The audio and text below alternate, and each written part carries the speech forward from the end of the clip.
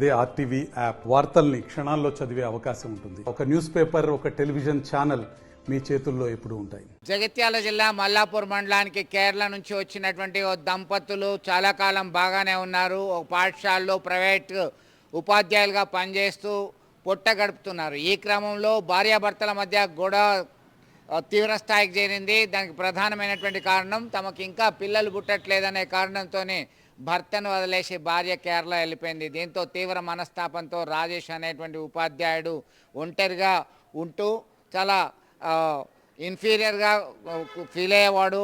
దీంతో ఆయన ఆత్మహత్య చేసుకున్నాడు. ఈ ఘటన కలిచివేసేలా ఉంది అని చెప్పేసి పోలీసు వర్గాలు సమాచారం అందిస్తున్నాయి. దీంతో భర్త మృతి విషయాన్ని తెలుసుకున్నటువంటి భార్య కేరళ నుంచి ఇక్కడికి వచ్చింది.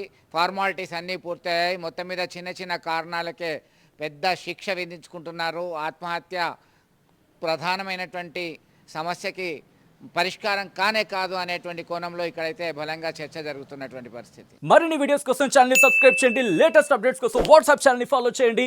అండ్ లింక్ డిస్క్రిప్షన్ లో ఉంది.